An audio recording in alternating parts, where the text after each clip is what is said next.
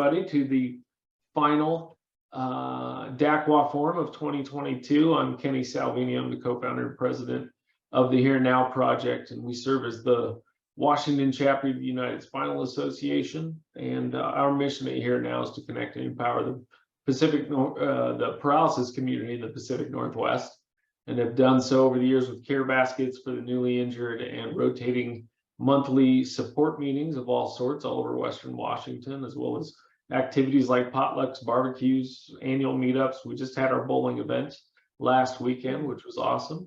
And also these quarterly forums that we do with the team of advocates we call the DAC. They've dubbed themselves the Disability Advocacy Coalition of Washington. Just a bit of housekeeping real quick. We're going to ask that everybody keeps their cameras off just for bandwidth purposes, and then keep yourselves muted as well. If you do have questions, throw them in the chat. We're going to have a whole Q&A section coming up at the close of the two presentations. We've got some tremendous presenters joining us tonight, and we will also be recording this for our YouTube channel, and we will be utilizing the Zoom AI closed captioning system for transcription. If anybody needs it, you can click on the bottom. But then I'm going to hand it off to our MC extraordinaire, Elaine Stefanowicz. She can do some quick introductions and we can get right into the presentations. So take it away, Elaine. Oh, hi, everyone. Gosh, that's scary when you're up close. It's like, yikes. Welcome, and thank you so much for coming tonight. My name is Elaine Stefanowicz, and yeah, I'm part of DACWA, like Kenny said, and we've been partnering. Well, I've been part of the Here Now project for a while, but DACWA has, how long have we partnered, Kenny? A few years now. Oh gosh, at least 5.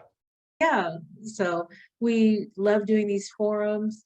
UW Rehab also does forums, but I live in Bremerton now, but in the Tacoma area before, and it was really hard for me to try to drive, to North Seattle to attend any of those. So it's great we can have some disability-related forums that's a little closer to this end of the area. So it's not, and then it's been great having them online too. So just want to say thank you to Rob Wood, who is our tech person, who moved to Texas, but he still logs in and does our tech. So we really appreciate him. So thank you, Rob. And our first speaker tonight, I'm going to pull up his thing, is Curt Johnson. He's with WATAP, which stands for Washington Assistive Technology Act Program. And he is going to be our first speaker tonight. So take it away, Curt. Thank you, Elaine, and thanks, Kenny, and everybody for asking me to join you tonight. A little bit of my background. I am retired from the University of Washington Medical Center, where I worked for about 22 years, I guess, in the rehab medicine department there, primarily working with catastrophic injury, illness, that type of thing, and focusing on paralysis issues. And then we would bring in assistive technology into the actual patient rooms and provide them demonstrations and access to that during that time. Prior to working at the medical center, I lived in Lake Chelan and owned and operated a hardware store there. So I kind of got into this thing of problem solving and looking at ways and means of using a whole bunch of different materials and that type of thing to solve problems, overcome barriers that people might have, using some kind of novel approaches to do that. So working at the medical center, I was able to use some of those transferable skills to do that. So tonight, what I'd like to do is just kind of start in and talking about assistive technology, giving you some basic background in what it is, talking a little bit about how to make good choices in selecting assistive technology, and then giving a few examples of assistive technology in a variety of categories that we might want to talk about. So I'm going to go ahead and get started. I think I'm going to speak to about 6:50. I'll try to stay right on time if I can here. So when we think about what assistive technology is a lot of people tend to feel like, they think about technology being electronics. And I think it's really far from that. I think what we're looking at is any kind of a technique or a piece of equipment or whatever we could come up with to really help somebody overcome any kind of barrier or limitation that they might have. Maybe it's opening a pillbox or a jar or some kind of a mobility kind of an issue. So when you think about some of the simplest forms of assistive technology and a simple form of the simplest form, and I think we've all been around, every one of you's been around this form of technology today, and that's just simply, a post-it note, a sticky note. It's just something small, something as simple as that is a form of assistive technology. So that in an aspect is how what I think of, rather than have some long convoluted description of what it is. My definition really is just functional solutions. What is it that's going to help us overcome the issue that somebody might have? Here's some simple examples. I should have thought of that kind of a thing. How many have had their power strip sitting on the workstation there, and they've got their computer plugged into it, they've got the printer plugged in, their calculator plugged in, their cell phone plugged in, and you need to unplug one of those, and suddenly you find that you don't know which one of those plugs is the right one to pull out of there.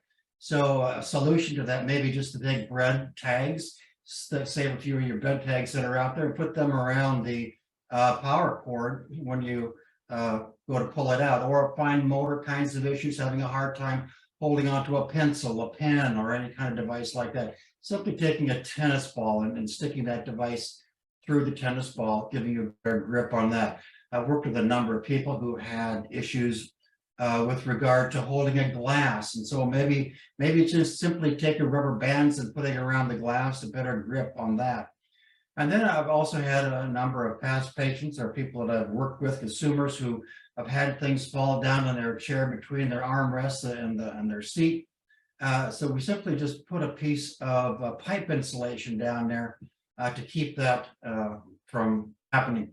What happened to me was my cell phone or my car keys or something was always falling out of my pocket in the car. So I kind of put this in between the seat and the console, which made a big difference for me there. So again, think about that's the low tech kind of thing. Well, what I think about when I think about AT is three different categories. I look at low tech, mid tech, and high tech. Low tech being things that don't cost very much, like we just talked about. They don't take a lot of training.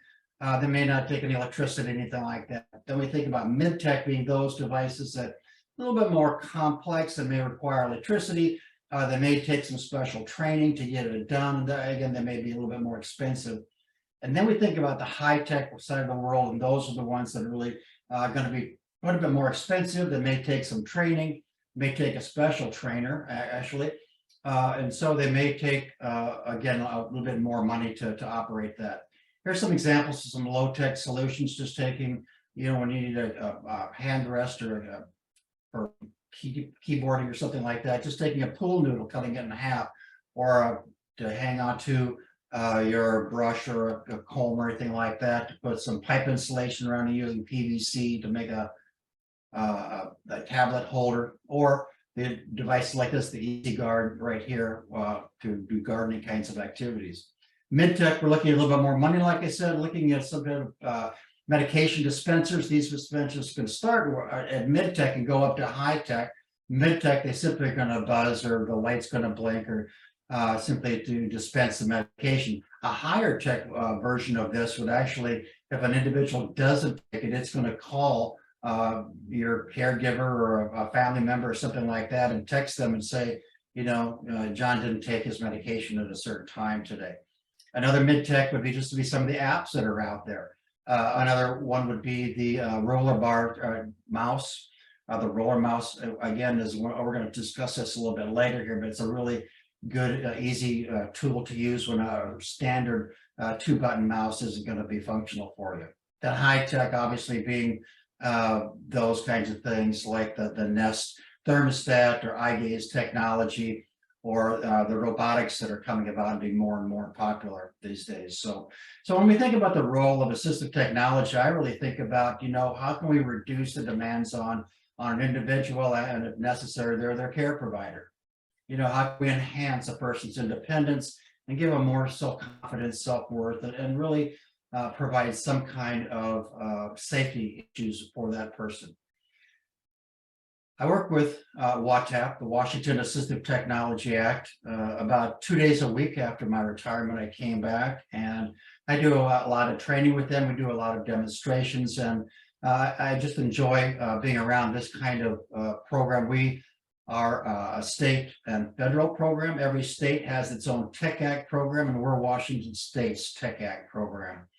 We're again funded by the federal programs, and we're really a division. Our umbrella program at the university is the Center for Technology and Disability Studies. This is our team. Alan Canoe is our director.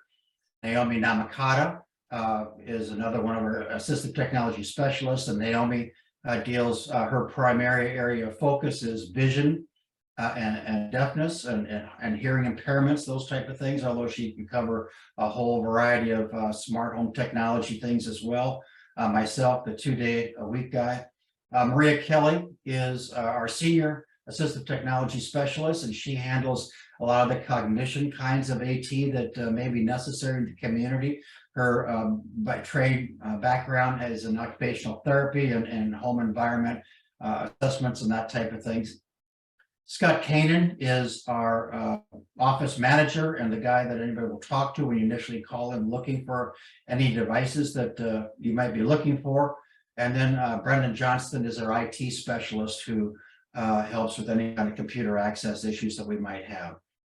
So to focus on WATAP, our primary focus is to provide low cost and free programs in all forms of assistive technology and all categories of AT.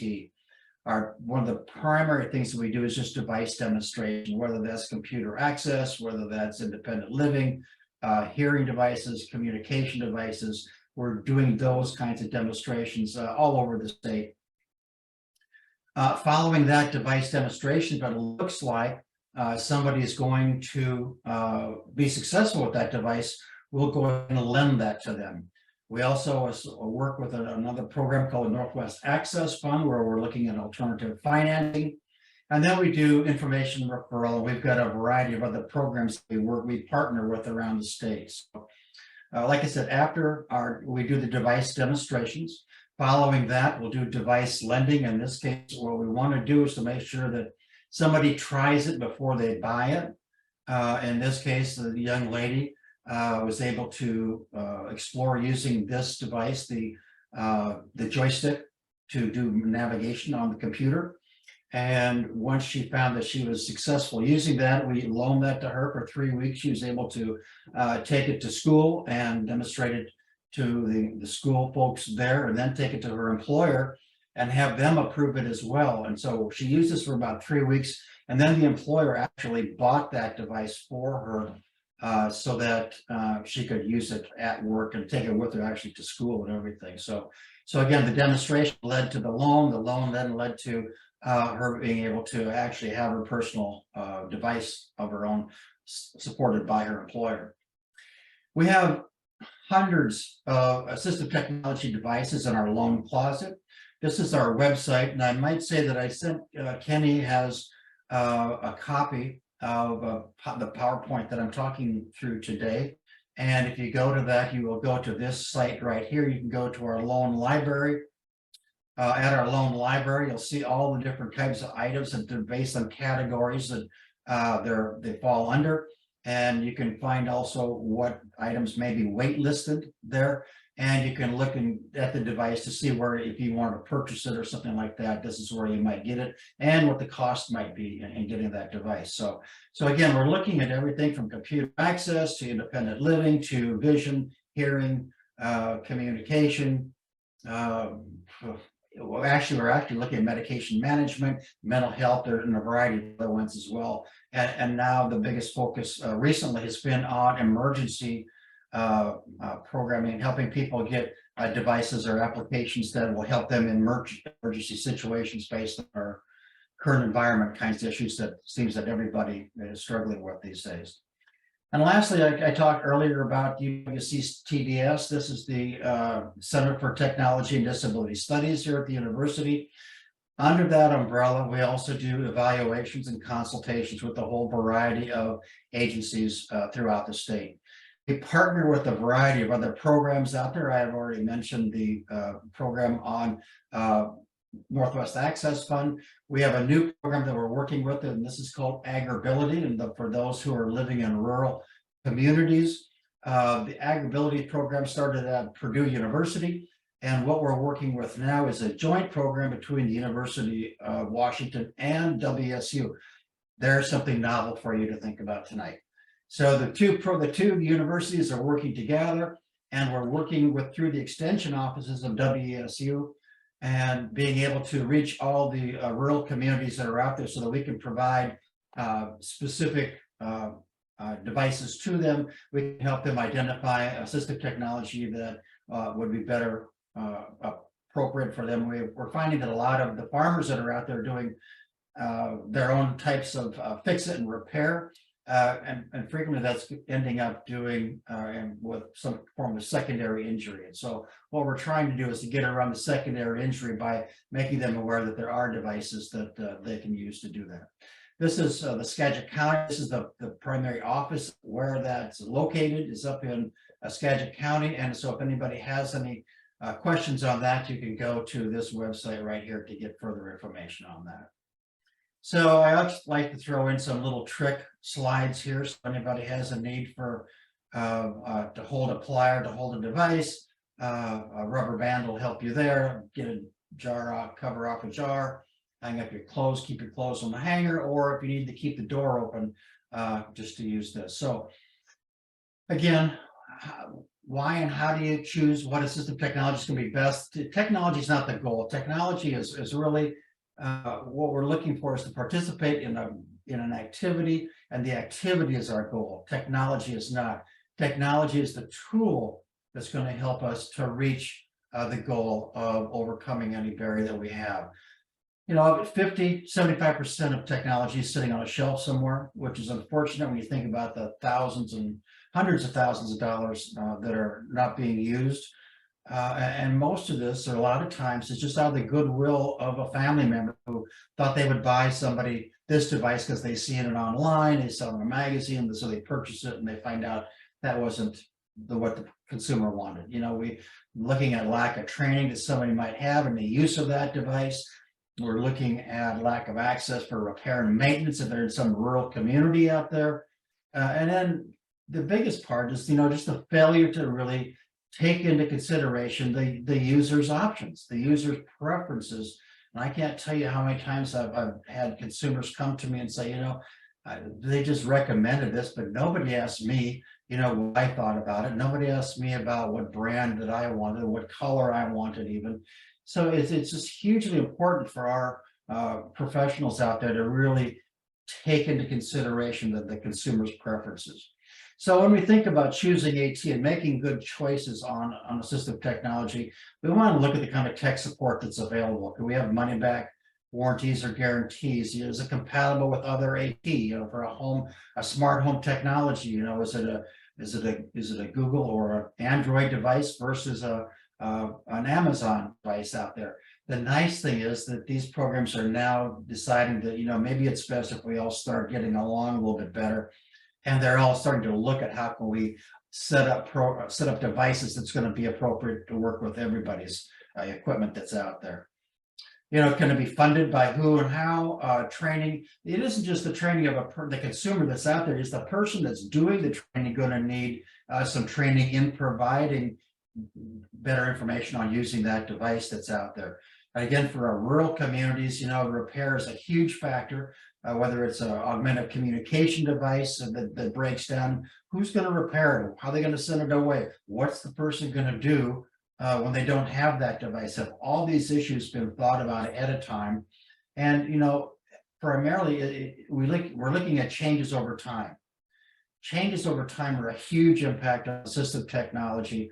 And when I think about changes over time, I look at three primary areas. And this is, you know, we have progressive diseases, your MS, your ALS, and a variety of others, and multiple sclerosis. We look at recuperation. You know, this is just a bridge. We're looking at AT that's just going to help us get from point A to point B. And then we've got medical stability, and medical stability being, that's where a person's going to be for an extended period of time. So we can look at long-term kind of AT devices that are going to meet their needs. So in the early stages there of progressive or recuperation, we want to be thinking about anticipated technology changes and the levels and the cost of that equipment, because sometimes, and I shouldn't say some, frequently agencies will buy this once every year through, once every 3 years or something like that. So we want to make good choices when we think about that. Here's some examples when we think about progressive kinds of issues. This young lady has MS, end-stage MS, but she was able to use voice, Dragon naturally speaking, so voice recognition to do not only textual kind of activities, but also navigation on the computer. As her disease progressed, she was losing more and more breath support, fatigue was coming into play, and with that, making a lot of errors in the navigation and dictation of using Dragon naturally speaking. So we combined the use of a mouth-operated joystick here with the Dragon naturally speaking, so she could do the navigation with that device and save her breath for making better textual kinds of activities.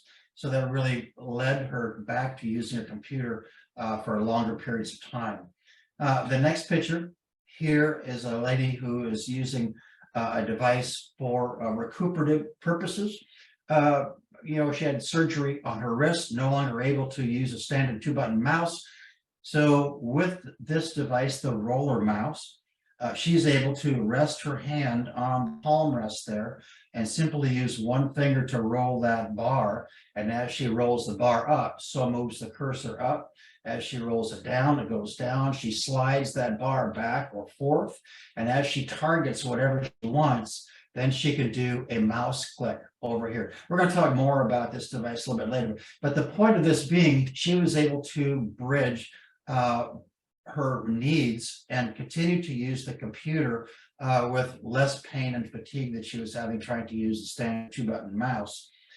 Long-term story on this is that she ended up wanting to keep this device for the long term because she felt that she could do a better job using the device and had much less fatigue using it for the long term. And then lastly, we have stability, medical stability, where we're looking at somebody who is now at a point where we can buy assistive technology that they're going to be able to use for the long term. So when we think about low tech serving needs and bridging, low early needs to long-term stability, when you think about a doorknob, somebody has an opportunity to go to a classroom or maybe find employment or something like that, but the only barrier that they have is that they can't open this darn doorknob. So we have a solution, obviously, that's going to get a lever handle for the doorknob.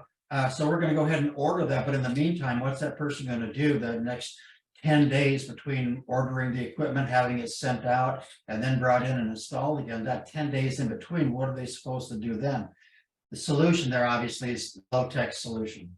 So just taking some pipe wrap, putting it around the door so they have a handle that they can use until that point in time that the lever handle comes. Some other solutions here might be, from a doorknob standpoint, maybe just a silicone door level replacement. It's just a silicone snap that goes over the handle right there that a person can get their hands on easily and open up the door.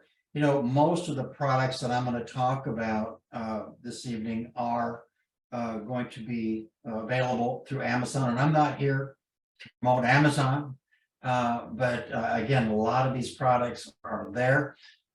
When people look for adaptive devices, whether it's on Amazon, Google, Bing, or whatever, when you go to the website, start your search out by adaptive doorknob or adaptive garden tool, adaptive hairbrush. When you start your search with the word adaptive, you're going to get a variety of other kinds of devices that you would normally get. So you start that search out with adaptive doorknob or adaptive hairbrush. And then when that search comes up, hit the button up on the radio button up on the top that says images. And when you click on images, you're going to get a whole variety of pictures of all kinds of different kinds of devices that are adaptive to the area, the category that you're looking at. So just a quick little thought on what do you do to find that particular item. Being an old hardware store, the other thing that I think about, I always tell people, if you're looking for something or you're looking for a solution to a problem that somebody has, find the oldest hardware store that you can find the oldest guy in that hardware store that you can find, and present your situation to them. And what you're going to find many times is that they'll come up with some very novel solutions that they might have. They're not always aware of all the newer AT that may be available on the market out there. But if you're just looking for something to help you bridge a problem that you're focusing on right now, that is one of the solutions you might think about. Another solution for the door issue that we're talking about now would be just the standard old lever adapter here. Those are about $30 for 2 handles. But again, if you're just bridging something for a period of time, maybe you want to just keep them using this door lever right here, just to save yourself some money on doing that. So moving on, a lot of people coming up the stairs or up the ramp or up the walkway have a hard, they start coming in the doorway and they're a little unstable at that point in time. And so one of the things that we found is very helpful is the Iron doorway, the flip assist handle. And it's about $30, but again, it's just a standard handle that you can grab onto and flip it up when you're not using it anymore. And lastly, in this particular area, we're thinking about door closers. A lot of people will take and you've got a rope or a string or something attached to the doorknob. You can pull the door shut after you've exited. But this device is handy because once you closed it, it will snap back against it and rest against the side of the door, so it's out of the way for other people when they want to use that. So moving on to daily living and thinking about cooking and eating, grooming and housekeeping and those types of areas. Some of the other tools that are available here is just the Easy Hold. And the Easy Hold is a simple little, again, a silicone device that you can slip over the eating utensil you have, or maybe it's the hair brush, or maybe it's the garden tool, maybe it's the hand trowel or the rake or something like that. Nice, easy handle. Personally, I find these a little pricey when I look at $50 for a set of these. But again, I think that they've come down a little bit in price now. When we think about eating, a lot of people are having a hard time eating independently, but when they're able to use a device like the Genome spoon or fork, what this device does, it's got little gyroscopes in the handle right here. And what that does, it takes away about 85% of the tremors or instability that somebody has in using that eating device. So again, it's $250. But this, when I think about money and I think about assistive technology, I think about, what is the device really worth? And to a specific person, what's a communication device worth? If we spend $1,000 on a person being able to communicate, is that really too much? Or a reading device or something like this? So I think it's all relative to looking at the price of these products. I think that we can explore a whole variety of options for buying these kind of devices. And I'm not here to say that this stuff is easy to get. I'm not saying that the insurance companies are easy to work with, but again, I think that if we can find some means to buy these devices just to give a person the independence in using them again is a huge asset.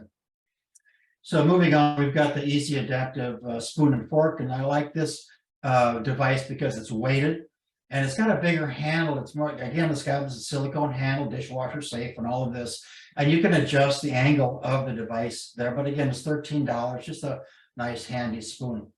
So my next item that I'm going to talk about is that one that you're going to be thinking about for your mom for Christmas. Anybody who is a baker is going to want to look at this particular device. This is the baking pull stick, and it takes away all those forearm burns that everybody gets in working with the oven sooner or later. It's just one of those tools where you can easily push your pan or your tray into the oven, or use the hook here to pull it back out again. I've had some folks who will take and wrap this with a variety of different types of tapes or wraps to give them a better grip in holding on to it here. But again, it's $5, a little Christmas stocking stuffer for a lot of the grandmas out there who could use something like that. And dressing, we're looking at some of the, the extra long shoe horns here, the adjustable ones. These go up to 40 inches, handy for a variety of purposes here. I thought the Vivi pocket dresser is a handy little tool because you can not only do those smaller buttons here for your collar or on your shirt, but you can also, has a larger button for your jeans so that you can get the top button on your jeans or use it for a zipper pull here. Actually, I look at again, $27 seems like kind of pricey for me, but again, this is one of those tools that's going to stick around for a long time there. Again, lastly, in the home hygiene department, we're looking at some clippers, the easy clippers where you can actually rotate the handles on these to get an easier access to using that device, gives you more opportunity to work with that. And then the Dr. Mode toenail clipper is another one with a wide jaw opening, which is nice for working with some of the toenails here. Now people say, why are you talking about these kinds of clippers and things? But again, personal hygiene is such a huge issue, and when a person is dependent on somebody else to always take care of your personal hygiene, if we can find ways to do that, it's a huge support. Computer access, talk about navigation, keyboards, and tablets. I'm going to work through these kind of quickly here, just thinking about navigation. And I know that everybody that I'm talking to today has their own means of using their computer, has their own devices that they're using, or going ways of doing navigation, mouse clicks and all that. And I'm just going to throw out some other ideas and options that I've had people had success in using. And I think that navigation, being able to use a mouse, is probably the most important aspect of having access to the computer, because if we can use a mouse, we can do anything on that computer that's out there. And the picture that you see there is a picture of one of my past consumers who's using his joystick and then his thumb. He had very limited range with his right hand, but he was able to tap his thumb onto the mini click there, so he could drive with the joystick here and target what he wanted, and then do the mouse click. So single click, double click, he would drive, put it over, in his case, playing solitaire, drive, put it over the card, click the mouse, hold the switch up, and then move it around, drag it where he wants to drag it to. So in those, looking at other alternatives in this, thinking in this mode, we have the mini click. And the mini click is a device that you can position anywhere that you want. It has one function, that's a left click. And it's a green button right here. And you see one of my past patients using the joystick here with a large ball on it so that she can hang on to that easier.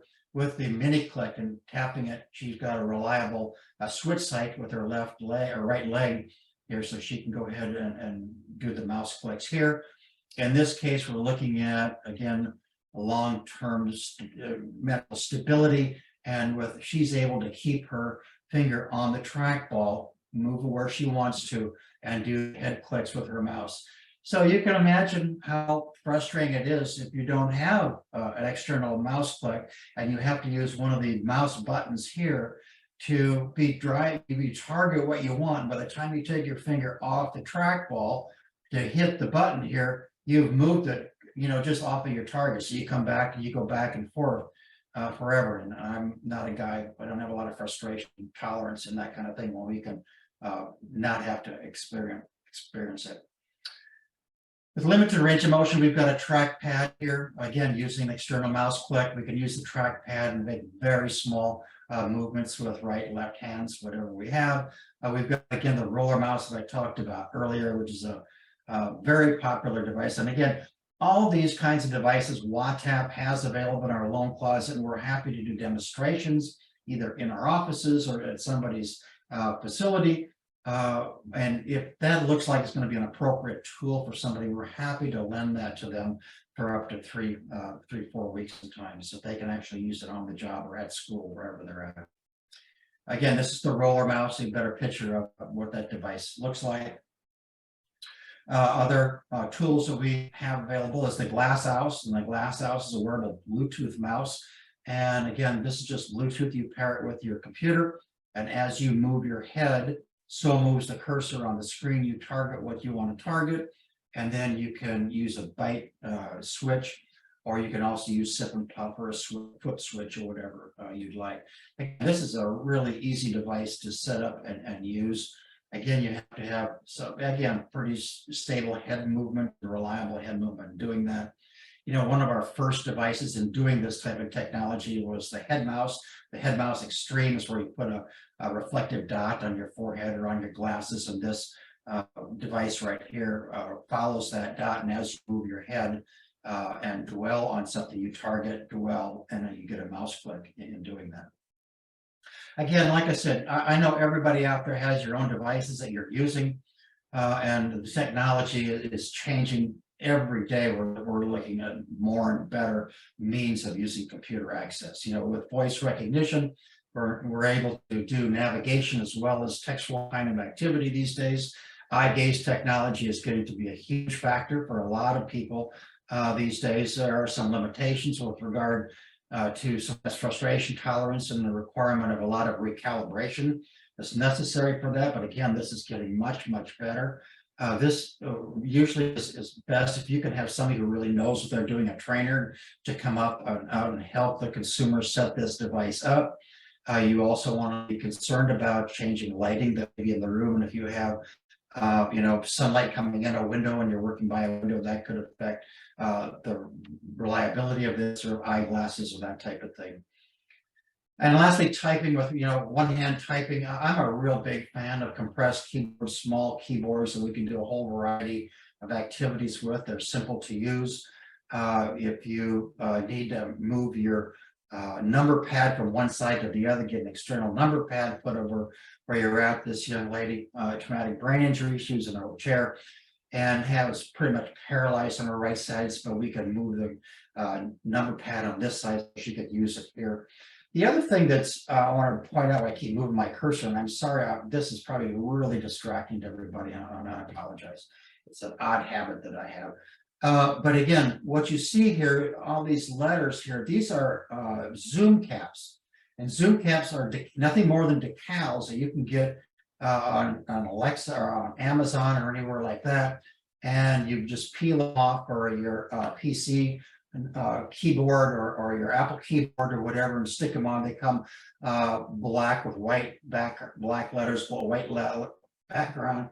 You can get yellow background with black letters, which is really one of the better ones for vision impairment kinds of things. Or you can get a black background with white lettering, which really makes it jump out. But you want to be careful if you're working with traumatic brain injury and these type, because black background and white gets so busy. It's a little difficult for some people who have TBI kinds of issues. A couple of last emerging technology kinds of keyboards that are out there. This is the Tippy keyboard, and this is either for right or left. You can, if you're right, what you're looking at is the right-handed keyboard. If you're left-handed, you can flip it over, and it's going to be the left-handed keyboard. Again, it's got an integrated mouse right here to use. This also comes, excuse me, in 12 languages that you can set it up to work with. This is another, excuse me, the tap keyboard, or the tap keyboard and mouse. You know, I'm not a big fan of this, but I like to throw it out there for a lot of people who might want to use it, because again, it's not going to require any other hardware beside this.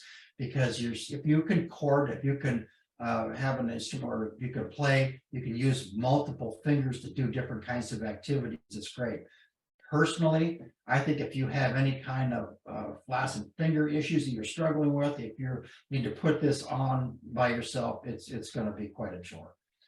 And then we've got, you know, the tablet. We're looking at a means to use the tablet here. If you have issues related to wetness or anything like that, simply put the tablet on in a 3-ring binder like this, the 2-inch 3-ring binder, and slip it under the plastic, and it's going to work just fine, and it's going to be at a nice level. I find a lot of I've got a lot of schools that are now doing this to keep their keyboards cleaner from a hygiene standpoint, that type of thing. I can hear some pool noodle tricks, again, using a low-tech solution for pool noodles, and I've actually seen this on desks where we've got pen or pencils also set up on the side to use pool noodles for cut in. Staying safe, I talked earlier about emergency preparedness. This is a big area that I'm really concerned with a lot of people. So medication management, home safety. I'm going to go through these kind of quickly because I have about 5 minutes here, I see. So here's a pill tracker. A lot of people have a hard time remembering if they took the pills in the morning or they didn't. You can get this, and again, they give you 5 reusable strips. You know, rather than using this 5 times, I'm just going to throw some Velcro on the back of this, and I'm going to use it as long as I can, just using Velcro to stick it on any pill bottle that I have when I need to use it. Once a week, you need to change your buttons here. So, but again, $15 for that to help you keep track of your pills on a daily basis. Or here's the pill popper. Again, this is reusable. It comes a pack of 3 for $10. So you use 7 days here, and once 7 days are up, you flip it over and you do the same thing from the other side, popping them out back towards you again. For people who have a hard time opening pill bottles, this is, these kind of devices are all out there. People just aren't aware that they're there many times. So we've got the pill bottle opener, this little tool right here, which helps open up a pill bottle. I mean, you can get the standard kind of pill bottles that are child-proof, which looks like this demonstration is using a child-proof bottle, and this tool is not going to work on a child-proof bottle. But if you're using other easy open bottle, this will work fine on that. It's much, much easier to use. So here's the MediGrip remove bottle cap opener. This will work on those kid-proof openers, and that's what it's there for. It has a magnifying lens under the hand right here in the handle, so that you can also use that to look at your prescription label to see when and on what you should take. Pill cutters, these are a dime a dozen out there. These are tons of different ones. And I have to also throw in, do not crush, cut, do any of these kind of activities with pills unless you've cleared it with your physician or your medical provider out there. You know that the biggest part about taking the pills or taking medication is it's not only a physical activity, but it's also a cognitive activity. So it's 2 different areas that we have to be thinking about. So with pill cutters, here's a variety of them. Some of them have storage compartments in the bottle. Some of them allow you to cut pills up to 8 different sizes, that type of thing. How many people struggle with these pill popper, where you've got to try to get that darn pill out of that package and you just can't? So this one right here is like $4. So again, if you're at your drugstore, you can get all these different types of devices to pop the pills out and make them much, much easier. I actually had a lady one time who was using a cherry pitter to pop these pills out. So again, this is a 4-pill alarm vibrating device by Amazon, $40, fits in your pocket. It's a great little device. These will come in a whole variety of functions. Now I'm going to move into some, this area in emergency preparedness. I just can't emphasize enough that everybody needs to have a full list of your medications on you at all times, a full list of your physician contact information, any allergies you have. These you can get 25 of these for like $4. So any agencies that are out there, I highly suggest you get these for any of your staff and consumers that are out there. Electronic LED lanterns. This lantern right here is solar powered or crank powered. It'll run up to 35 hours for just low light, and for high light, it'll go for 8 hours there. And again, it'll charge your cell phone. So these kind of emergency preparedness devices are very important. So we have a whole variety of these devices at WATAP. I'm just hitting a couple of them today in emergency apps that are out there. The Red Cross app is free. Please get it on your cell phone, because what it's going to give you is a variety of detailed information and checklists on what to do for any kind of a situation that may come up. It's also going to give you the list of local hospital and their phone numbers. You know, the Gas Buddy is another app that's out there. People go, well, I don't care what the price of gas is, but when you're in an emergency kind of a situation, you may want to know where the local gas station is, where you can get gas, or which one is open, where you can get propane, which has an ATM. You know, gas stations do more than sell gas these days. Two other apps that I talk about quickly is the Active Weather app. This one right here. It looks at all the different kind of weather situations that are coming up. These are free, and you know, we don't need them until we need them. So please give some consideration to putting a few of these kind of apps on your cell phone so you have them available if necessary. You know, the FEMA disaster alert, this is a great one right here, because it not only is going to tell you what alerts are happening, what kind of weather's coming in or something like that, but it's also going to give you updated information if you have to go to the shelter, where to find a shelter and what shelters are open right now, which ones are full. And lastly, the last two are Life 360. This lets you know where family members are. And a lot of people say, well, it's none of your damn business where my family members are, or my kids are saying, you're not going to follow me around. But the fact is that with these kinds of devices that are out there, you see weather coming in, and this app is also going to show you weather that's coming in, bad weather that's coming in, and you can see where any of your family members, loved ones, whoever, staff are at any particular time, to kind of let them know that there's a storm coming in or something like that they need to be aware of. And then lastly, the Nextdoor, which, you know, most people probably already have this on your app, and it's your local neighborhood app. But during emergencies, it's a great one to have. If you need to have somebody come and help you for one reason or another, you can quickly get on your Nextdoor neighbor app, or if you need to have them bring over something, food, medical supplies, whatever. Here's some app search engines to vet different kinds of apps that are out there. So these are handy. Again, you'll find all this on the slides that they're sending.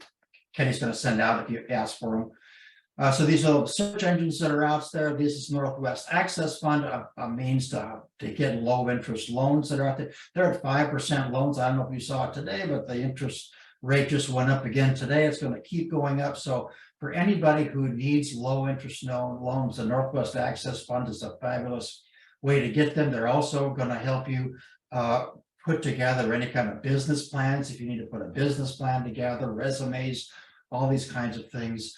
Again, what they're going to cover is 5% interest on for assistive tech for up to 5 years, and so there's a ceiling on that of $25,000. And for home modifications, that's for ramps or anything like that, $35,000 up to 10 years.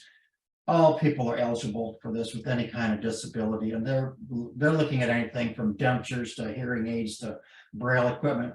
And I want to add one other thing too. And we're thinking about home modifications here.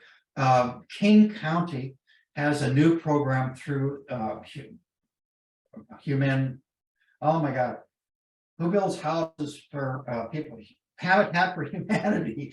Habitat for Humanity in King, and I think it's Snohomish County, has a new grant. Well, they're building houses yet, but they'll also now come in and build ramps.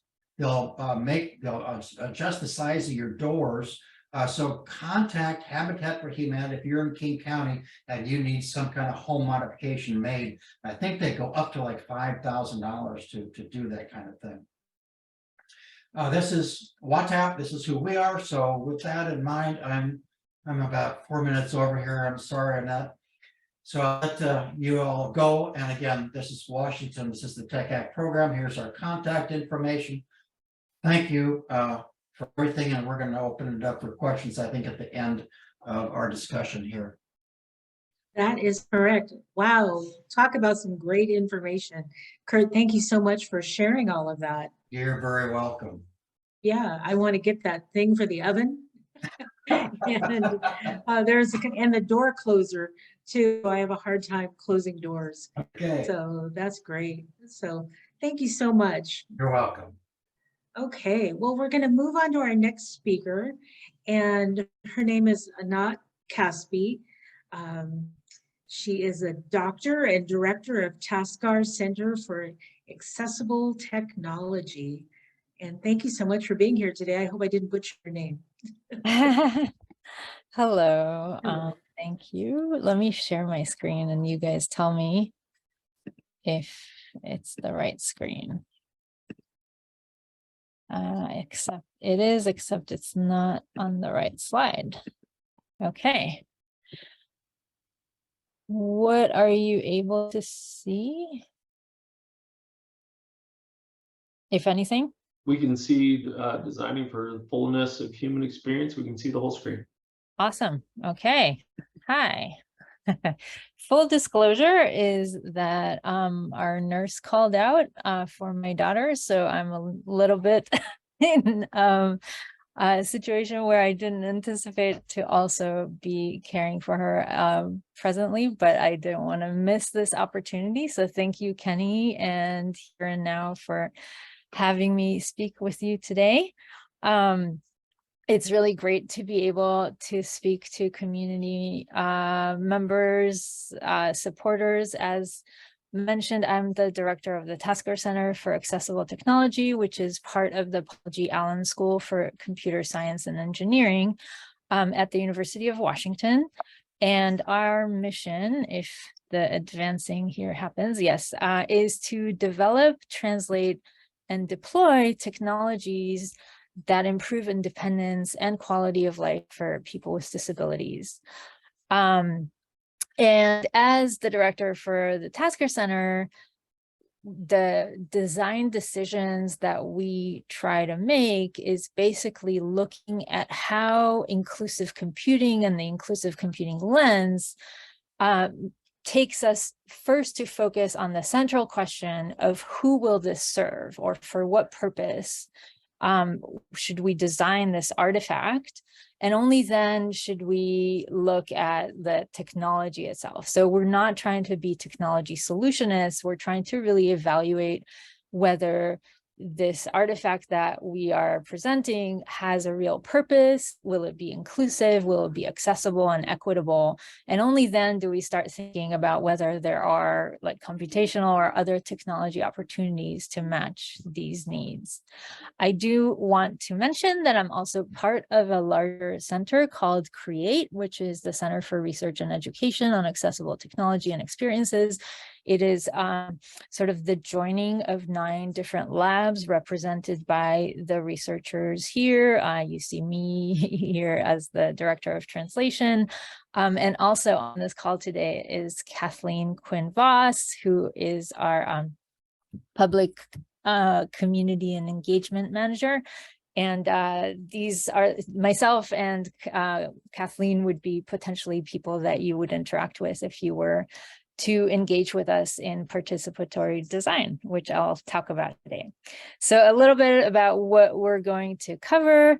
We're going to talk about what are some opportunities for participatory design, specifically when it comes to inaccessibility, and what are some potential benefits in the use of in context of assistive or accessible technologies.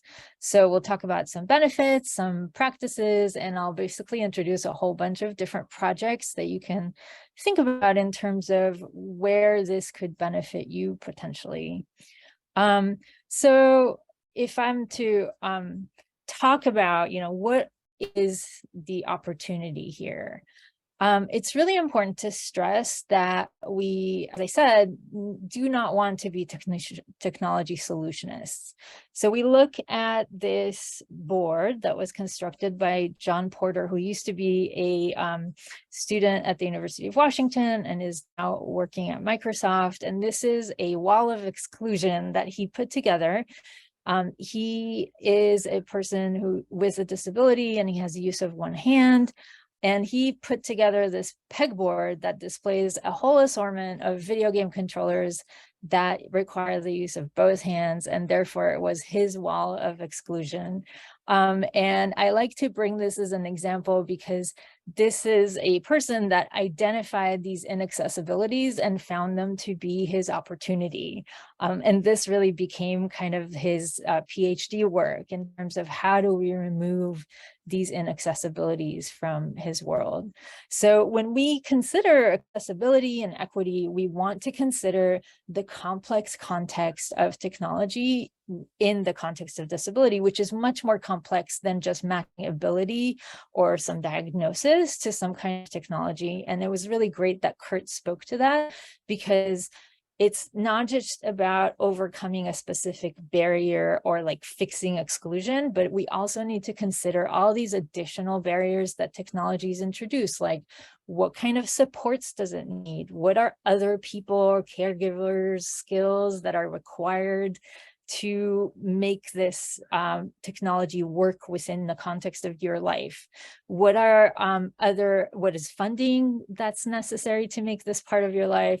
What are the environments that are necessary for somebody to use this technology successfully? Like my daughter, as Curt mentioned, uses the use of eye gaze technology. It really only serves her in indoor environments, and the outdoor environments do not always afford successful communication, and that's a huge issue with that assistive technology.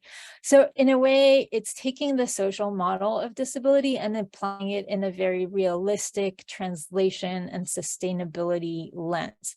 So in addition to like understanding a person or a group of persons' abilities, our lab at TCAT spends a lot of time working to understand the contexts that apply to people and their environment, as well as other human factors like individuals' needs, their habits, their preferences, preferences for designs. Curt mentioned color. You know, this is what we mean by designing for the fullness of human experience, so that when we're talking about making or fabricating or doing things yourself and working with people to enable them to make for themselves, we consider the opportunities as well as the challenges for accessing these technologies, and also what does it take to make this work in practice. So obviously for this, we need many of our users to actually be collaborators and participate with us in our practices. So you might have heard about this idea of participatory or inclusive design is a design method where researchers or design teams invite the would-be user group into the design process, and that's the process that we use at TCAT, and many of my collaborators at Create also use that process. So here is a picture of some of our stellar participants in the work that we do for robotic feeding. This is a house visit. So the students and myself, we got together to troubleshoot designs that we were trying for a robotic feeding device that we brought to this home. And while the robot artifact was like super clunky at the time, because we hadn't had the opportunity to collaborate and do multiple iterations on the design and would never have been used in practice, it was a very powerful, tangible piece in terms of being able to talk about the opportunities and challenges of the technology. And both these participants, who happened to be a couple, told us about what did they imagine would be a feeding device. And he asked us to watch how his human assistant does it as a demonstration of like, that's the optimal outcome for him. And I thought that was like a powerful experience in that inclusive participatory design. So if you're thinking about, you know, reaching out and trying to identify ways to removing some inaccessibilities, and we can talk about some opportunities later, as a participant or a co-researcher with us, we make connections in the community and get everybody involved. But it is, I have to say, a fairly time-consuming process, which is a little bit different from what people might be used to when working like as a usability testing group. You know, you show up to an experimental setup and it happens once and that's it. But I will put in a plug that we do have opportunities that are like 1 or 2 times, or like come as you may. It all depends on like what your goals are and becoming a participant, and what your goals are in terms of like the end goal of what inaccessibility are we trying to remove. So TCAT students typically expect to spend long time getting to actually meet and work in the community and doing volunteer work and some long-term observations and conversations with community partners. And what I wanted to talk about today is not so much the work of the Taskar Center. I'll bring some examples from our work, but also some personal examples of removing accessibilities from my daughter and my joint life together, and also some tooling examples to give you an idea of what are some tools and resources which may increase your interest in making things for yourself, either by yourself or in collaboration with others.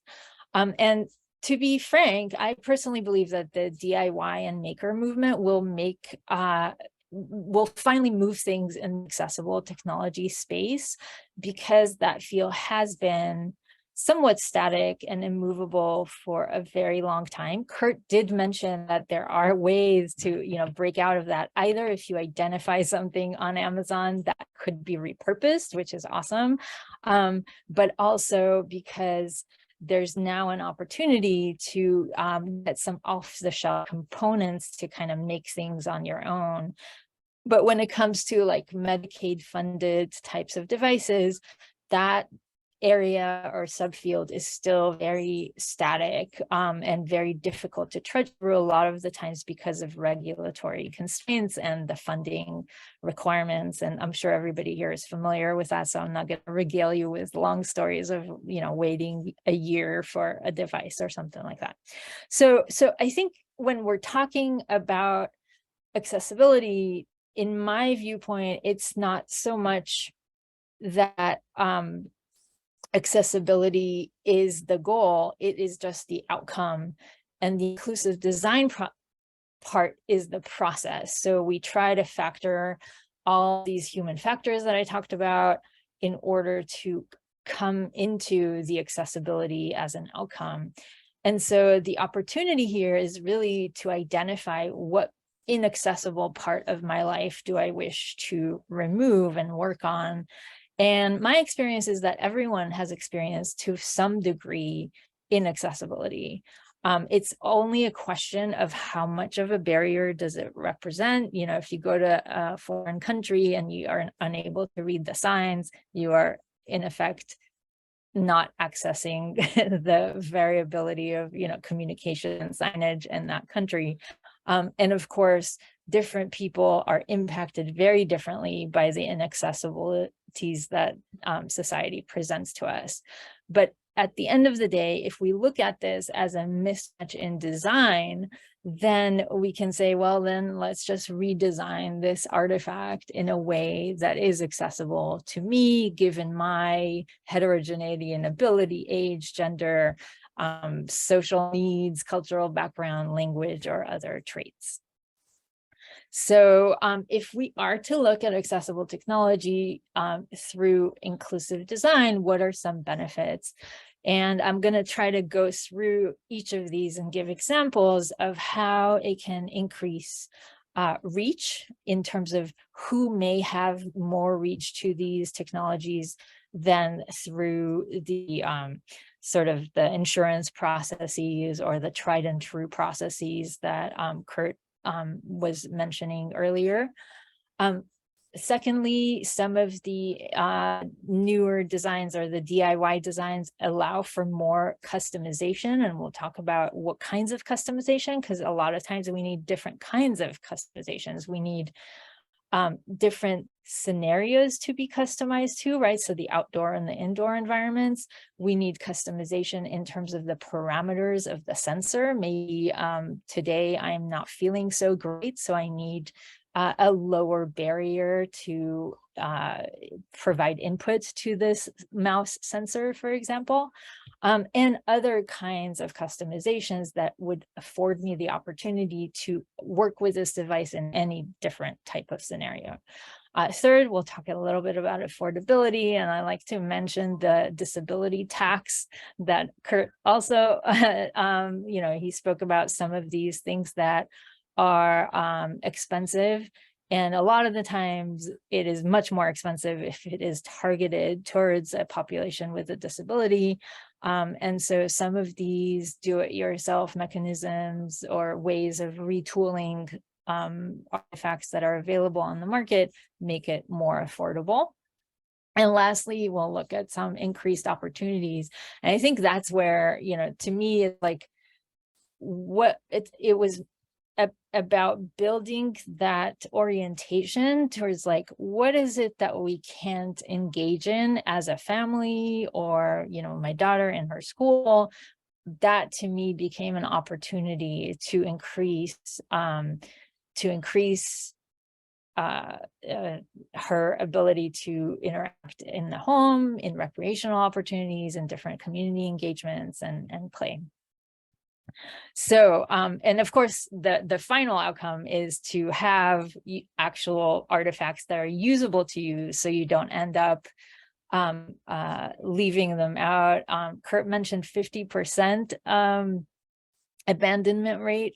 I think there are varying studies out there. Some say, I think the lowest I've seen was 35% and the highest 75%. So there's a wide range of opinions in terms of what the abandonment is. And it usually depends on like, what is the technology we're talking about? What is the population that's being studied, et cetera.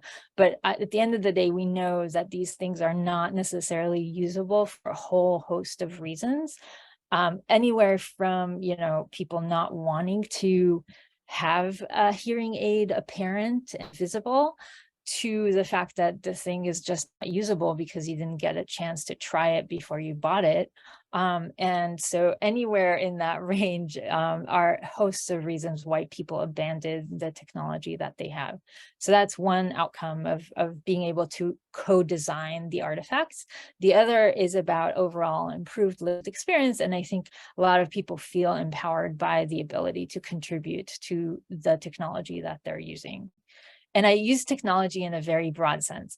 So actually, the first thing that I wanted to mention with respect to reach specifically is that as more and more of the robots that are coming on the market are becoming, consumer, direct to consumer artifacts, we get robots in the home that are able to do things, but the question is, are they actually usable for accessibility purposes? And that's what this particular experiment was about.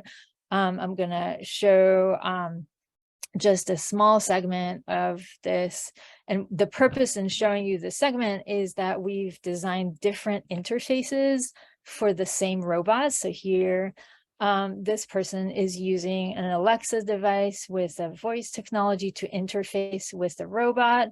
And it just informed the robot that he's interested in a piece of watermelon or cantaloupe. And then the next person interacting is actually using a switch to access a web interface to access the same robot. So we were able to switch out the interfaces in order to customize that robot for the person who's using it. And so you're seeing this participant having a meal and having a conversation with somebody else while being while also controlling the robot arm that's used for feeding. And, I show this and I'm sure you guys are like, this is not reachable. Well, it is actually within reach in terms of where robot arms were cost-wise, many years ago versus now. And I believe that within several years, it would actually be within greater reach. But I do recognize that this is kind of on the high end of what we're talking about. On the other hand, for a lot of people who have power wheelchair devices, we are trying to basically hack into the device in order to provide some additional automation within that. So this would be like a total kit that's on top of the wheelchair itself. In this instance, you're seeing it in the lab. It's not yet safe for human use, but what this student is doing is essentially telling the robot, okay, find a chair in this room and align yourself next to it. So it's going to be ready for transfer. And that was the automated process here for that particular wheelchair. And it was not a custom wheelchair in any way. It's just a wheelchair that we have been using, and we essentially hacked into it. The next benefit of AT inclusive design that I wanted to talk about is the customization. So the first part is about form. We know that with artificial limbs, a lot of times it's really hard to obtain devices that are custom formed to your limb or end of limb. And so in this instance, we were using off-the-shelf technologies to 3D scan the person's hand.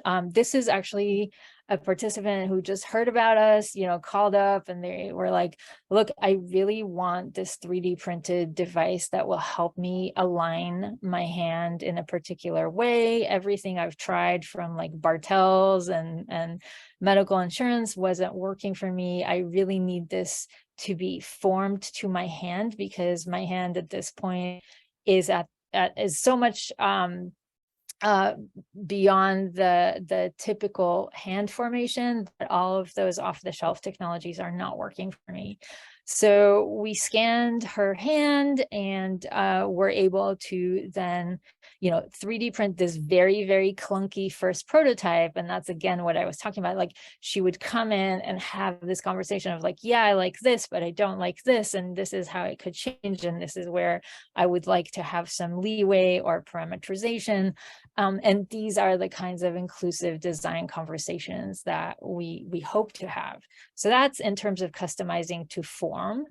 The next is about positional customization. So we've designed a 3D model of these links. And I know Curt knows these because these are sort of sold on the market for accessibility purpose, these gooseneck limbs or arms that allow for reshaping where the end device might be. The reason we decided to 3D print this first was because it was much more affordable. And secondly, because if you'll see here, we never actually found one that was the right size for the purpose and the user that was interested in having this. So after looking at a number of off-the-shelf technologies, we just decided to 3D print it ourselves.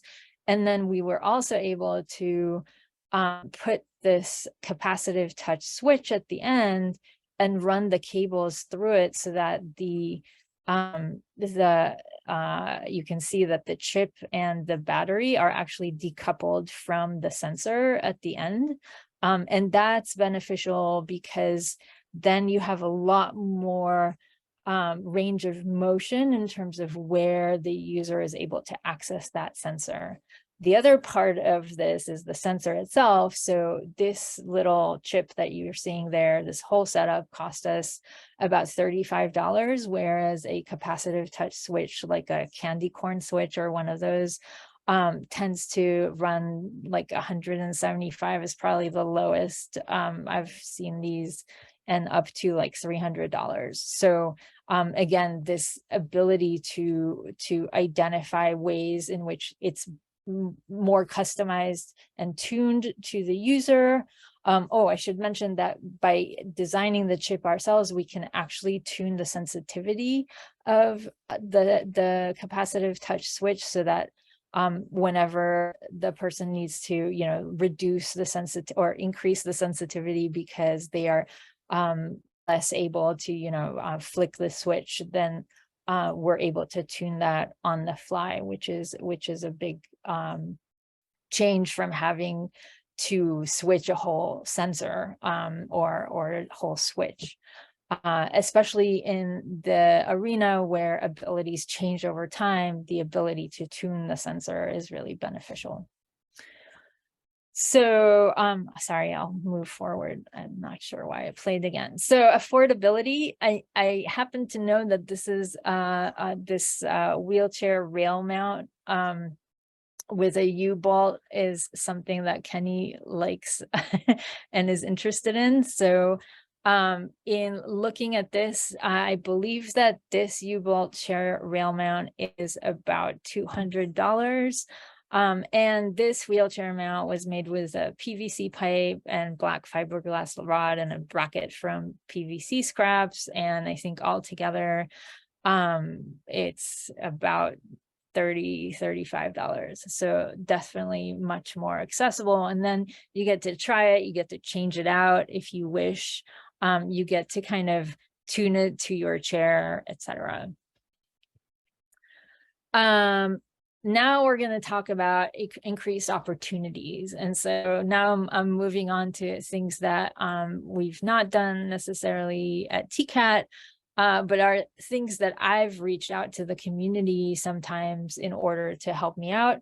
In this particular instance, this is just bought off the shelf with a power link that allows us to run even plugged in devices with a switch. So my daughter likes to bake, and here she's making a pumpkin pie. And maybe we'll see what's going on. Yes. Okay. So she's powering the mixer, and she enjoys that a lot. And that's a way for her to participate in the household activities.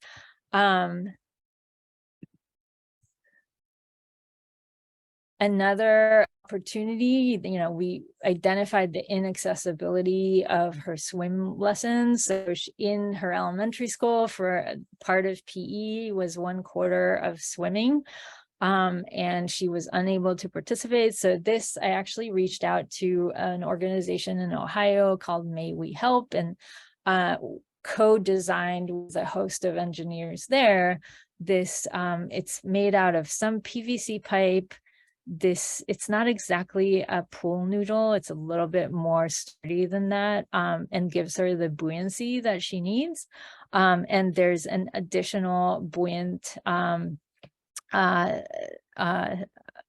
like, it's kind of like a life vest that's strapped back here. And these are these harnesses, so she can't actually get out of it, so she won't slip out of it.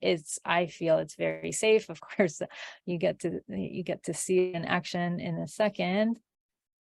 And this allowed her to participate with all of her other school friends in the same pool lesson, which was a great opportunity for recreating. Now, the next thing, this is something that we designed at the Taskar Center. The identified inaccessibility was community participation. And the first thing that we realized was, lack of participation sometimes is actually a factor of like what the setting is. So a lot of times you have play groups, you have work groups, you have community groups, and the setting is a classroom where the tables are immutable. You have to come in and just have others rearrange the furniture for us in order to be accommodated. And that in itself is a barrier. Like, it feels like, we weren't planned for if we come in and we don't have to reform the space. So the idea behind the universal play kiosk was to talk about, first of all, like a fully ramped space. Secondly, to allow the speaker or the center of attention to be in a chair, to be in a different device. And third is that the tables themselves can kind of reform and completely rearrange themselves to be modular and, shape the environment to the people, as opposed to us contorting our bodies to the environment. And in this instance, what you're seeing is the motorized version of it. And later we added sensors to actually be able to identify who's in the space and what kind of adaptation would it need so that the table could move on its own. So here you see the table that, you know, is turned on the side because perhaps somebody needs to be able to access it in a vertical way, but is unable to reach into the table. We also wanted to make things available for interaction, both from above the table as well as below. And that's why each of the tables is cut in some way. So for this project, I actually engaged a bunch of designers and architects through the Seattle Design Festival. I'm not a magician. I don't have all these contacts. I just kind of like went there and I was like, look, we have this idea for an accessible environment, who's on board, and people were just excited to work with us. So the kinds of tools that are shown here are like CNC cutters. There was some, you know, you see that there were CAD designs of the tables before they became a reality. But that in itself, you know, we now have this design environment, and we're able to create the setting that is accessible for people to come in and engage together. And that's what I want to show next. So the initial, you know, debut of this environment was at the Seattle Design Festival. And so we first stress tested it with a lot of people. We had 30,000 people coming through the kiosk that year. And the tables withstood all of that stress, you know, everybody pulling, pushing. You can see that there's interest in like what's going on below and above. And people really engaged with the tables in various ways, some of which were expected and others were not. And so the next stage was to actually bring a mixed population of kids with and without disabilities to see how they would interact in that space. And therefore, you know, like the social grouping is really important, and seeing that people are excited to be in a space that is sort of like self-conforming was interesting for us. And see how people would interact socially in that environment was also interesting. What's important to note is that we had to put interesting things on the tables too, right? So it's not just about making the tables modular and conforming, but also we had to provide interaction and affordances for different play opportunities so that the participants would be engaged and interested in staying there. And so that's where we started designing all of these kind of DIY adaptations to play, to different kinds of adapted play. So here what you're seeing are two things.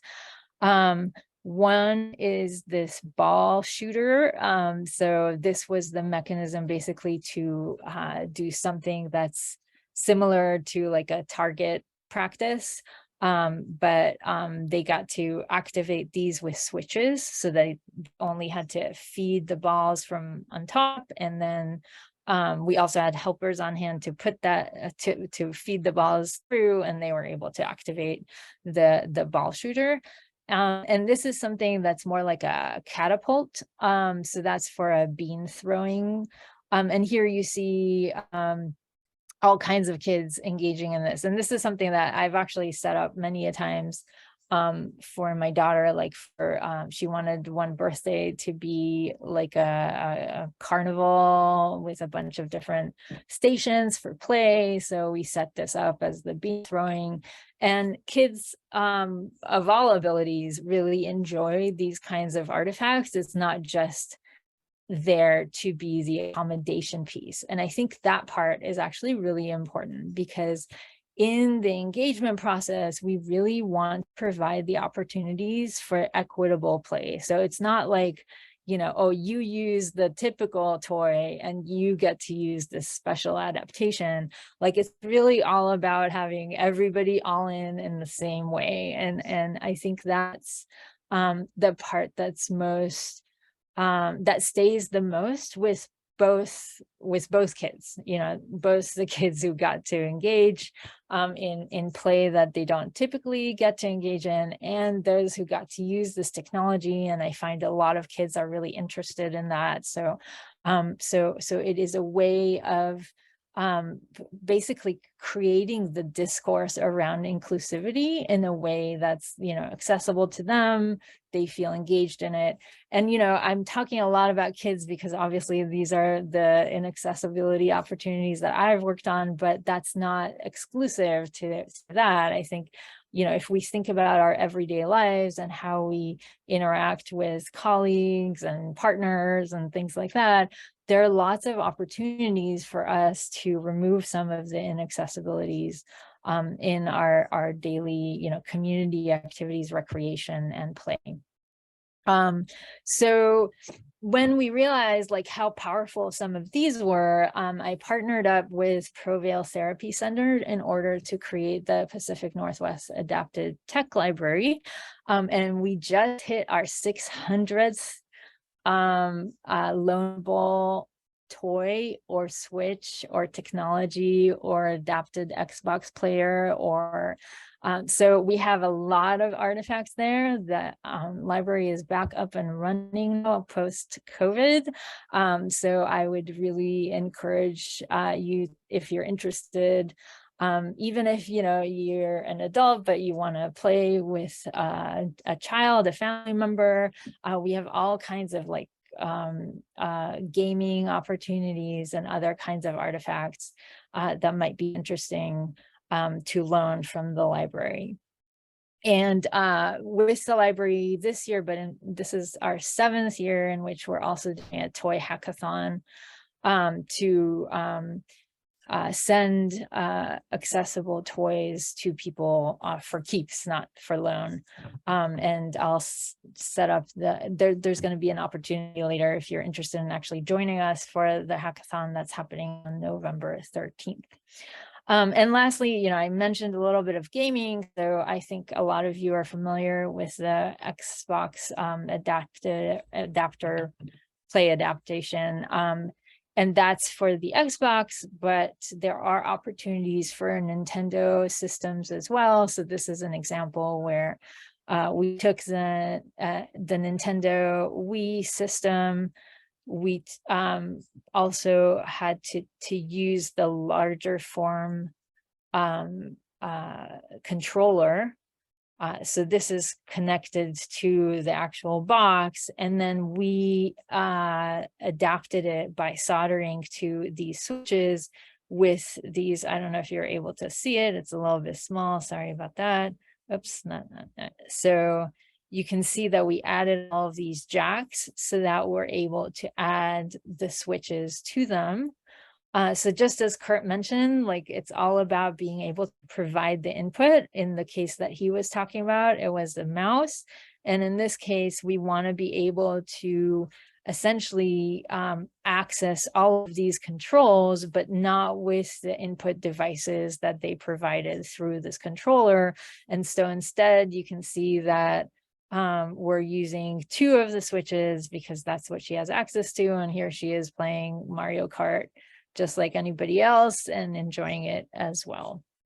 So I think I'm potentially over time. I wanted to mention the last thing, which is you as a participant are not just benefiting, you bring a wealth of your own experience to assistive technology, inclusive design.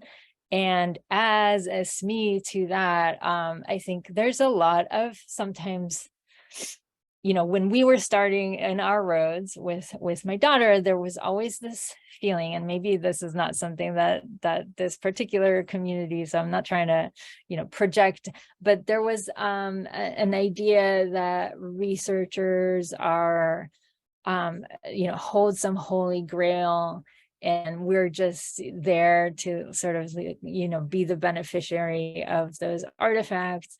And I wanted to mention that actually, as subject matter experts, we bring a lot to the table. We want to, as a researcher now, I want to recognize that. I think it's important that when you participate, everybody gets compensated in some way. And it's important to note like what it is that as subject matter experts we bring to the table, because it needs to be a part and a recognized part of the co-design process, the inclusive design process. So what are some mechanisms specifically of interacting with us? We have a number of different ways to engage with TCAT. We have the vertically integrated projects, which are a set of 3 projects allowing undergraduate engineering students to work on continuing projects beyond like 1 quarter. So that's the longer term. But community members are recognized as part of the team, and a lot of the learning takes place with co-mentoring across participants. We also offer capstone courses, so that is like a 10-week chunk of time, and it starts and ends in very discrete ways. So that's less, that's not as long term. And so we have community subject matter experts specifically guiding that co-design process. And lastly, we have the iDesign labs and the toy and tech adaptation, which are much more structured, like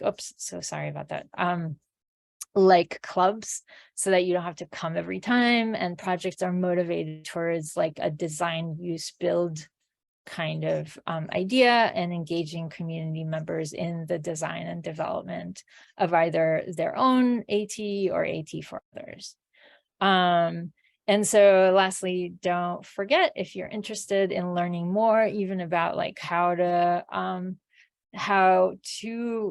adapt technologies or toys, contact us. It's going to be at 8:30 a.m. to noon on November 13th at the Provale Therapy Center in Northwest Seattle. Thank you so much for your time. I hope I didn't go over. Oh, you were just perfect. Okay. Yeah, you got done even a minute early. So thank you. That was so interesting. Can I ask why they're called artifacts? I'm sorry if you said that and I missed it. No, because not all of them are technologies per se or Okay. devices. So the use of the word artifact is a little bit, less pointing at like something technology or computerized necessarily. Okay, great. I picture that as something, like an archaeologist would, have an artifact. That's what I pictured, so I wasn't sure. So, well, that's wonderful. Well, now we're going to open up to questions. Does anyone have a picture for have a question for Anat or Curt? You can unmute or raise your hands.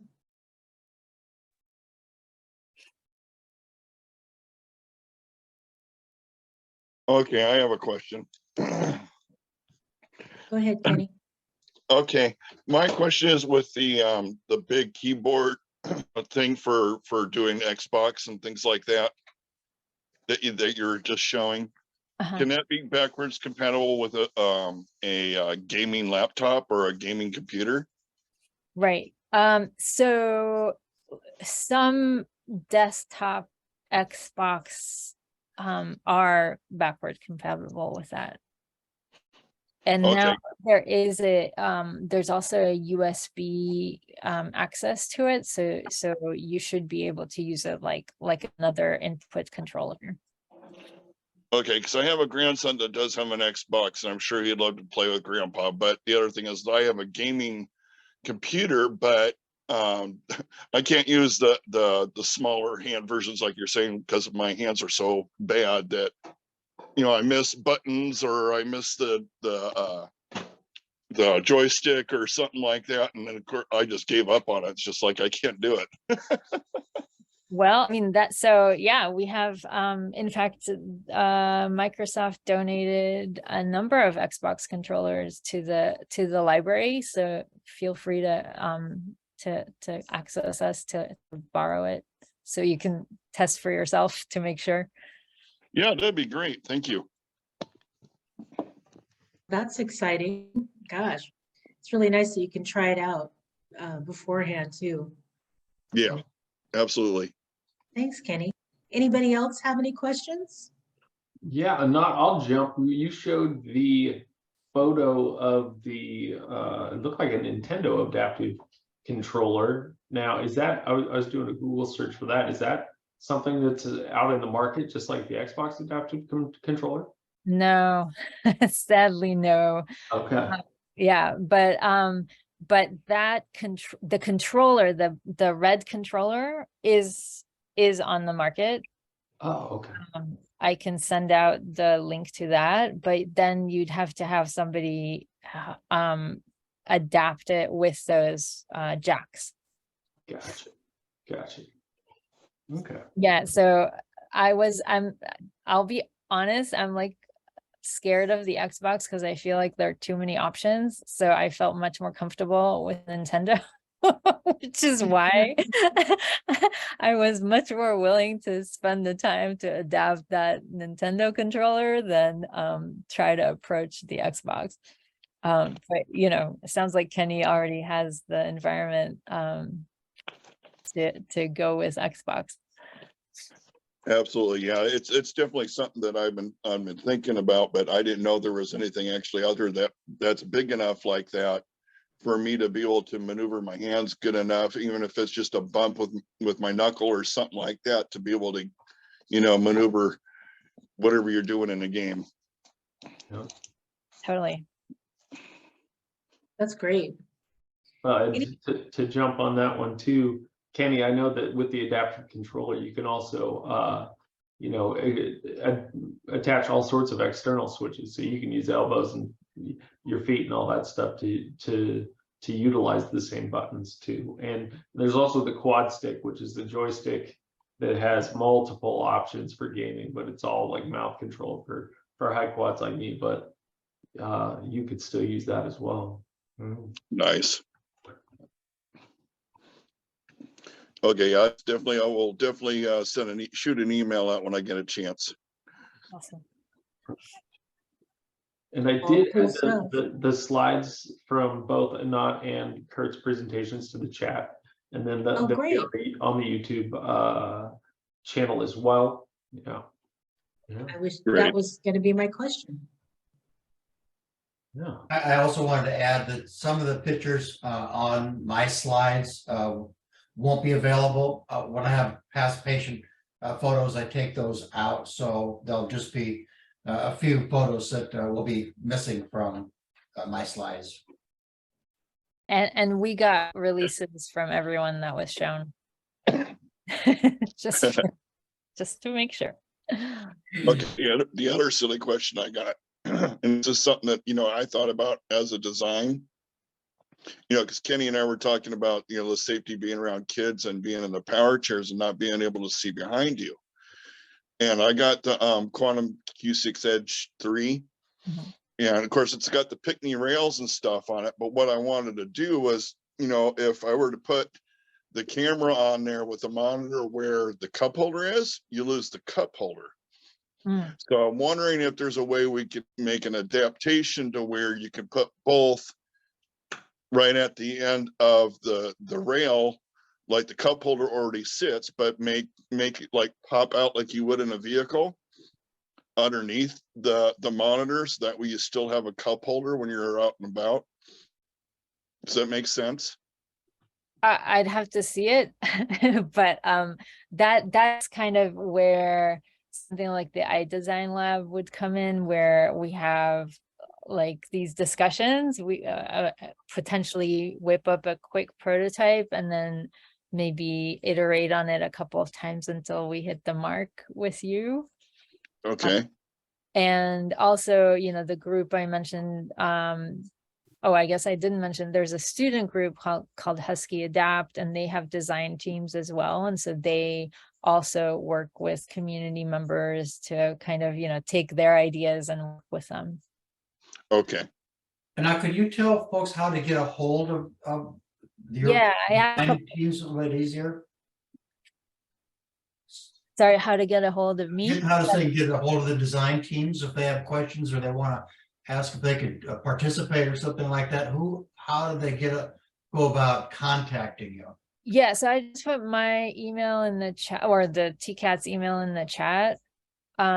And that we will kind of triage it, because there's so many different opportunities to participate. So it's easier if there's just like one email channel where you kind of say what you're interested in doing. Okay, what I'll do is I'll send pictures of how the attachment is for the current cup holder I have. Mhm. And then the end of the rail where my armrest is, to kind of show how it functions. And then see if there's something that somebody could do for that, because it'd be great if, you know, I can have more than one, instead of switching parts out on me and then all of a sudden I lose a function, you know, that isn't very helpful. Yep. No, I would second that opportunity if, you know, if you wind up going up there, Kenny, and start talking to Anat and their team and any of the whole TCAT group, because yeah, I've seen Kenny's reverse camera. It comes with like a 4-inch screen. I want that all inside an app on my phone. I think that'd be even better. So you mitigate the need for an extra screen. I think that'd just be that much more useful, especially with a 2-year-old human hurricane running around my house right now. So Yeah, we can always plan a day trip. We'll figure it out. there you go. Yeah. Cool. Well, my name is Rob Gibbs. I just want to jump in and ask a question.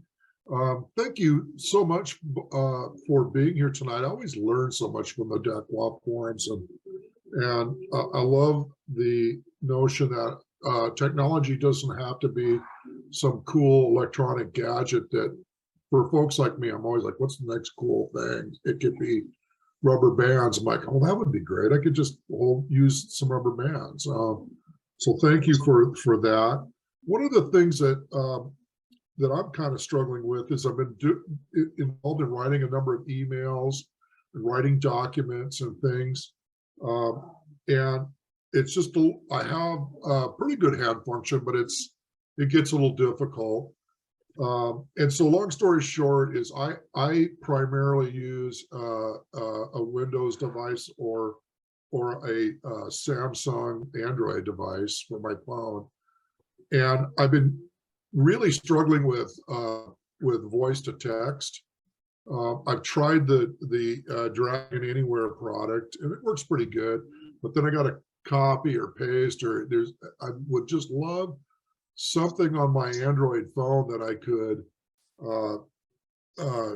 craft maybe a longer email or a Word document or something, and not have basic words become swear words. And not, I mean, some of the stuff that ends up in my document, I'm like, well, I didn't say that, you know. So anyway, forgive me for my attempt at humor, but is there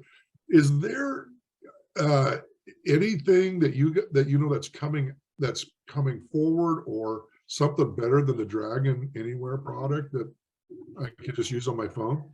Yeah, so yes, but it's kind of one of those sad stories of translation not gone right.